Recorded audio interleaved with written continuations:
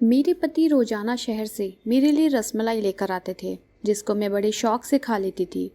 लेकिन उसके बाद मुझे कुछ होश नहीं रहता था।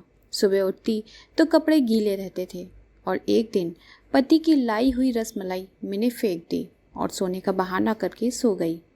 और फिर मेरे साथ मेरे पति ने जो किया वह सुनकर आपके रोंगटे खड़े हो जाएंगे, क्योंकि शादी की रात पति के कमरे में आने से पहले ही मैंने रेड कलर की सुंदर सी नाइटी पहनी थी। वह पहली ही नज़र में मुझे देख अपना दिल हार बैठे थे। वैसे मैं एक छोटे से कस्बे वाली थी, लेकिन यह नाइटी मुझे मेरी सहेली ने दी थी, जिसकी शादी शहर में हुई थी। उसने ही मुझे पति को काबू करने की कई बातें बताई थी। मेरे पति रमेश कमरे में आए तो मेरा यह नाइट सूट देखकर रुक गए। उनकी नज़र में तो मैं छोटे से कस्बे की लड़की थी। रमेश के सामने नाइटी पहनकर मुझे शर्म तो बहुत आ रही थी, लेकिन वह मेरे पति थे और मुझे उनका दिल जीतना था। मैंने हमेशा शादी को लेकर बहुत सपने बुने थे और आज की रात का ना जाने कितनी बार सोचा था। मिलन की घड़ी जब सामने आई तो मेरा दिल बुरी तरह धड़क रहा था। रमेश मेरे करीब आए और मोहब्बत से मेरा हाथ थामकर कहने लगे कि तुम बहुत ही सुंदर हो। रमेश के यह शब्द ने मुझे नई जिंदगी दे दी थी और मैं खुद को हवाओं में महसूस कर रही थी। रमेश ने अपनी जेब में हाथ डाला तो मुझे लगा कि वह मुझे मुंह दिखाई का गिफ्ट देंगे, लेकिन रमेश ने जेब से हाथ निकाला तो मैं हैरान रह गई। उनके हाथ में रसमलाई का डिब्बा था और रमेश ने खुद ही वह डिब्बा खोला और कहने लगे कि शादी की रात सबसे पहले मैं तुम्हें अपने हाथ से मीठा खिलाऊंगा। रमेश की बात सुनकर मेरे होठों पर मुस्कुराहट आ गई। कह रहे थे कि मेरे लिए खासकर शहर से रसमलाई बनवा कर लाए हैं। रमेश ने मोहब्बत भरे अंदाज से वह रसमलाई मेरे मुंह में डाली तो मैंने भी खुशी खुशी खा ली। वह बहुत ही स्वादिष्ट थी। रमेश मेरी आंखों में आंखें डालकर मुझसे मोहब्बत भरी बातें करने लगे और मैं न जाने कैसे नींद में खोने लगी। थोड़ी देर बाद मुझे कुछ होश ही नहीं रहा। सुबह के वक्त मेरी आंख खुली तो घड़ी में पूरे 11 बज रहे थे। मेरे कपड़े गीले थे। मैं हैरान थी कि इस रात के इंतज़ार में मैंने एक एक पल गिन कर गुजारा था। उस रात में मैं कैसे सो गई। फिर मुझे रमेश का ख्याल आया। न जाने वे मेरे बारे में क्या सोच रहे होंगे। कपड़े गीले कैसे हुए थे। रमेश कमरे में नहीं थे। मैंने तुरंत ही अपने कपड़े बदले और नहा धोकर तैयार हो गई। मैं अपने बालों को सुलझा रही थी कि रमेश कमरे में आए। उनका मूड बहुत ज़्यादा बिगड़ा हुआ था। कोई बात नहीं की। मैंने उनसे बात करने की कोशिश की तो वह पूरी तरह गुस्सा हो चुके थे और यह बात मेरे लिए बर्दाश्त से बाहर था। मैंने सोच लिया था कि किसी न किसी तरह से मैं रमेश को मना कर रहूँगी। रमेश के जाने के बाद मेरी सास कमरे में आई तो मेरी आंखों में आंसू देखकर हैरानी से पूछने लगी, क्या हुआ बहू। मैंने उन्हें बता दिया कि मैंने रमेश को नाराज़ कर दिया है। वो कहने लगी कि मैं अभी रमेश से बात करती हूँ, लेकिन मैंने हाथ पकड़कर अपनी सास को रोक लिया। उनसे कहा कि वे रमेश से कोई बात ना करें, वरना हमसे और नाराज़ हो जाएंगे। मेरी बात सुनकर वह खामोश हो गई और बोली, छोटी छोटी बातों को दिल पर ना लगाया करो। कुछ दिन रमेश के साथ रहोगी तो तुम उसकी आदत को अच्छी तरह समझ जाओगे। मैं उनकी बात सुनकर खुश हो गई थी। मैं अपने माँ बाप की लाडली होने के साथ साथ अपनी सास की भी बहुत लाडली थी। हालांकि बचपन से ही ख्वाहिश थी कि मेरी शादी उनके बेटे रमेश से हो। जैसे ही मैं 15 साल की हुई तो वह मुझसे मिलने के लिए आई थी और जाते जाते मेरा मुंह मीठा करवा कर चली गई। मैं बहुत खुश थी क्योंकि वह मुझसे बहुत प्यार करती थी और इसीलिए मेरे माँ बाप को इस रिश्ते पर कोई एतराज़ नहीं था। रमेश की शहर में अच्छी नौकरी थी। वह सुबह सुबह शहर के लिए निकल जाते और रात को ही घर लौटते। उसकी कमाई से ही मेरी सास ने गांव में एक बड़ा सा घर बनवा लिया था। बहुत सालों से मेरी और रमेश की मुलाकात नहीं हुई थी क्योंकि वह ज़्यादा वक्त शहर में गुजारता था। घर लौटता तो हमारे गांव आने के उसके पास वक्त भी नहीं रहता था, लेकिन रिश्ता होने के बावजूद भी वह हमारे गांव मुझसे मिलने के लिए नहीं आया। इस बात को लेकर मेरे दिल में अजीब सवाल उठने लगे थे। एक दिन मैंने अपनी सास से पूछा, क्योंकि मेरी सास मेरी माँ की सहेली थी तो मैं उनसे बिल्कुल शर्माती नहीं थी। एक दिन वह मिलने के लिए हमारे गांव आई तो मैंने बातों बातों में यह पूछा कि रमेश हमारे गांव क्यों नहीं आते। मेरी माँ के कान में यह बात पड़ी तो मम्मी ने मुझे एक थप्पड़ मारा और बोली, तुम्हें कहने में शर्म नहीं आती? अपने होने वाले पति के बारे में ऐसी बातें पूछती हो। मैं बिलक कर रह गई थी। मेरी सास मुस्कुराते हुए कहने लगी कि क्यों नहीं, जैसे रमेश को वक्त मिलेगा ज़रूर आएगा। जब से उसे शहर की हवा लगी है वह बहुत ही कम आता है। अब पहले की तरह नहीं है, बल्कि गंभीर हो गया है। उनकी बात सुनकर मम्मी कहने लगी, जब लड़कों पर जिम्मेदारी पड़ती है तो इसी तरह गंभीर हो जाते हैं। एक मेरी बेटी को ही अकल नहीं आ रही है, मुंह उठाकर जो चाहे पूछ लेती है। मम्मी ने गुस्से में एक नज़र मेरी तरफ किया तो मैं वहाँ से उठकर अपने कमरे में आ गई। उनके जाने के बाद भी मम्मी ने मुझे हज़ारों बातें सुनाई। मम्मी पता नहीं क्या कुछ कह रही थी, मैं तो अपने ही ख्यालों में मगन थी। मैं ये सोचकर खुश थी कि मेरा होने वाला पति भी हीरो की तरह शहरी बन गया है। मुझे शुरू से ही शहर में रहने का बहुत शौक़ था। उन्होंने शादी के लिए साल भर का वक्त दिया था और 1 साल का वक्त बस सपने बुनने में ही निकाल दिया।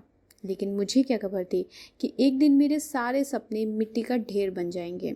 कुछ दिन के बाद मेरी और रमेश की शादी बहुत सारे रस्म व रिवाज के साथ धूमधाम से हुई थी। मैं रमेश के साथ विदा होकर उनके गांव चली आई थी। मेरी सास ने बहुत ही खुशी से वेलकम किया था, लेकिन शादी की रात सोने की वजह से रमेश बहुत ज़्यादा गुस्सा थे और पूरा दिन उसने मुझसे कोई बात नहीं की। मैं सारा दिन बिन पानी की मछली की तरह उनके आगे पीछे तड़पती रही, लेकिन उसने एक नज़र भी मुझ पर ना डाली। सारा वक्त घर की छत पर गुजारे और गांव में औरत को छत पर जाना मना होता है, इसलिए मैं उसके पीछे भी ना जा सकी। रात के वक्त रमेश खुद ही कमरे में आए। मेरी आंखें रो रो कर सूज चुकी थी। वह मेरे पास बैठकर कहने लगे कि मुझे माफ़ कर दो, मैं गुस्से में आ गया था। मैं तुम्हारे पास बैठा था और तुम इस कदर गहरी नींद सो गई थी कि मेरे उठाने पर भी ना उठी, इसलिए मैं गुस्सा हो गया था। मुझे पता था कि मेरी गलती है, इसलिए मैंने रमेश से खुद ही माफ़ी मांगी और कहा कि आगे मैं शिकायत का कोई मौका नहीं दूंगी। वह खुश हो गया और मेरे लंबे बालों की तारीफ करने लगा। मैं सोचने लगी, रमेश सारा दिन इस कदर नाराज़ होने के बाद अचानक उनका अंदाज इतना अच्छा कैसे हो गया था। रमेश ने एक बार फिर रसमलाई निकाली और अपने हाथ से मेरे मुंह में डालकर कहने लगे कि रसमलाई खाने से होंठ सॉफ्ट हो जाते हैं, तुम्हारे खूबसूरत होंठ और खूबसूरत हो जाएंगे। उनकी बातों में मोहब्बत की इस कदर मिठास थी कि मैं शर्मा गई। रमेश मेरा हाथ पकड़े वो कुछ कह रहे थे, लेकिन मुझे कुछ होश ही नहीं था और थोड़ी ही देर बाद मैं दुनिया से दूर हो चुकी थी। एक बार फिर मेरी आंख खुली तो सुबह के 11:30 बज रहे थे। मेरे होश उड़ गए थे। मैं जान गई थी कि रमेश एक बार फिर गुस्सा हो चुके होंगे, लेकिन अब मुझे कुछ समझ नहीं आ रहा था। मुझे इस तरह गहरी नींद कैसे आ सकती है। मेरे कपड़े पूरी तरह गीले थे और मुझे ठंड लग रही थी।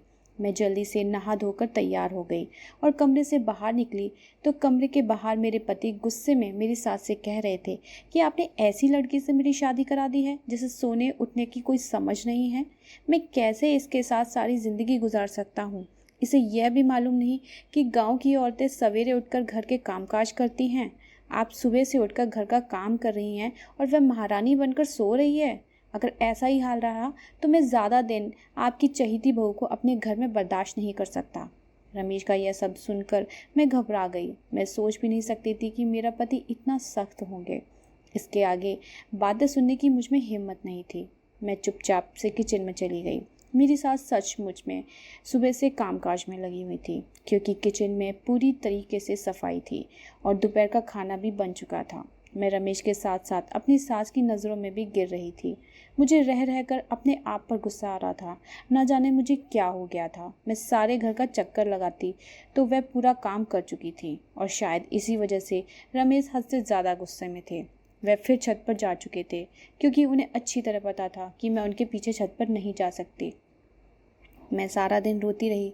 वह खुशी जिसके लिए मैंने साल भर इंतज़ार किया था, मैं अब तक उससे दूर थी। ना ही रमेश का साथ पूरी तरह नसीब हुआ था और ना ही उनके दिल में जगह बना सकी थी। और रमेश के शब्द ने मुझे अच्छी तरह यह बात याद दिला दी कि अगर मैंने कोई गलती की तो मुझे घर से बाहर निकाल देंगे। मेरे गांव से बार बार मम्मी का फ़ोन आ रहा था। मम्मी कह रही थी कि 1 हफ्ते के लिए हमारे घर आकर रहो। रस्म के मुताबिक शादी के बाद 1 हफ्ते के लिए बेटी अपने मायके रहने के लिए आती है। मैं बिल्कुल भी नहीं जाना चाहती थी, क्योंकि रमेश मुझसे पहले ही नाराज़ थे। ऐसे में अगर उनको छोड़कर मम्मी के घर चली जाती तो शायद वह कभी मुझसे बात ना करते। रात के वक्त रमेश कमरे में आ गए। मुझे हैरानी हुई, अचानक ठीक कैसे हो गए थे। मेरे पास बैठकर खुद ही पूछने लगी कि तुम्हारी मम्मी का फ़ोन क्यों आया था। मैंने सारी बात बता दी तो कहने लगे, अच्छी बात है, तुम चली जाओ, वरना मम्मी कहेंगी कि मैंने मना किया है। कल से मेरी नौकरी भी शुरू हो रही है। मैं भी सुबह सवेरे शहर जाऊंगा तो रात को ही घर वापस लौटूंगा। तुम एक हफ्ता वहाँ गुजार कर आ जाओ और मम्मी को भी अपने साथ ले जाओ। मुझे भरोसा नहीं था कि रमेश मुझसे इतनी प्यार से बात करेंगे। मुझसे इतनी हिम्मत भी नहीं थी कि आगे उनकी बात सुनूं, इसलिए मैं भी खुशी खुशी राजी हो गई। रमेश ने फिर रसमलाई निकालकर खुद ही मेरे मुंह में डाल दी और कहने लगे, तुम इसे जल्दी जल्दी खाने के बजाय आराम से खाया करो। यह शहर के मशहूर हलवाई की है। इससे तुम्हारे होंठ बहुत सॉफ्ट हो जाएंगे और बहुत ही खूबसूरत लगेंगे। मैं रमेश को इस तरह से बदलते हुए देखकर बहुत परेशान थी। वह जितने सख्त थे उतने ही मोहब्बत करने वाले भी थे और उनका गुस्सा करना सही था। मेरी गलती की वजह से वह गुस्से में थे। रमेश कहने लगे कि मैं मम्मी को बताकर आता हूँ कि तुमको कल तुम्हारे घर जाना है, मेरा इंतज़ार करना। मोहन की बात सुनकर मैं मुस्कुरा दी। मैंने सोच लिया था कि मैं किसी सूरत में आज नहीं सोऊंगी और मुझे रमेश का इंतज़ार करना था।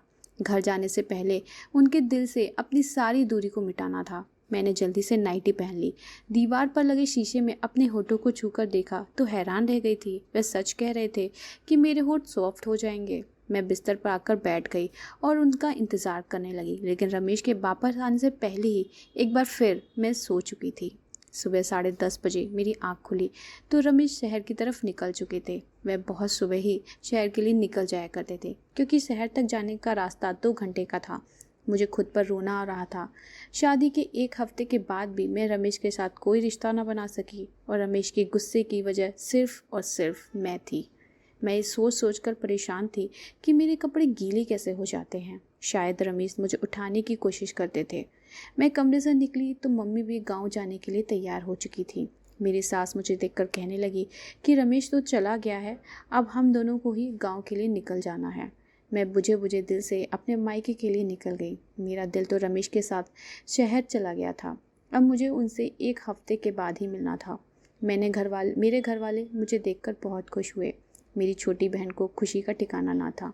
सारे मोहल्ले में मेरे आने की खबर पहुंच गई थी, इसीलिए औरतों का झुंड मुझे देखने के लिए आने लगा। पड़ोसन वाली चाची की बेटी शीला की शादी थी। वह मेरी पक्की सहेली थी। गांव आकर मुझे उसके शादी में घूमने का मौका मिल गया था। खूब शोर शराबा हो रहा था, लेकिन फिर भी मेरे दिल में कोई खुशी नहीं थी, क्योंकि मेरा दिल तो रमेश पर अटका हुआ था। हैरानी की बात यह थी कि जब से मैं अपनी माँ के घर आई थी मुझे बिल्कुल भी नींद नहीं आ रही थी और रमेश के कमरे में आते ही बिस्तर पर गिर जाया करते थे। यहाँ तो मैं सिर्फ करवटें बदलती रहती थी। शायद रमेश की याद मुझे सोने नहीं दे रही थी। मेहंदी की रात ही पड़ोसन चाची की बहन का बेटा समीर शहर से शादी में घूमने के लिए आया था। वह बचपन से ही गाँव आता जाता रहता था। मुझे देखते ही मेरे पीछे पीछे घूमने लगा। मैं हैरान थी कि उसे क्या हुआ है। उसकी नज़र मुझ पर जमी हुई थी और इस बात को शायद मेरी सास ने भी महसूस किया था। मुझे अजीब सी घबराहट हो रही थी। पहले ही मेरे और रमेश के बीच का रिश्ता कुछ ठीक नहीं था और समीर के बारे में मेरी सास को पता चला तो मेरा बसा बसाया घर उजड़ जाएगा। इसीलिए मैं पड़ोसन चाची के घर से निकलकर अपने घर वापस आ रही थी और समीर मेरे पीछे पीछे चला आया। मुझे रोककर कहने लगा कि मुझे तुमसे प्यार है और अगर तुम कहो तो मैं तुम्हारे घर रिश्ता भेज दूँ। समीर के यह शब्द ने तो मेरी जान ही निकाल दी थी।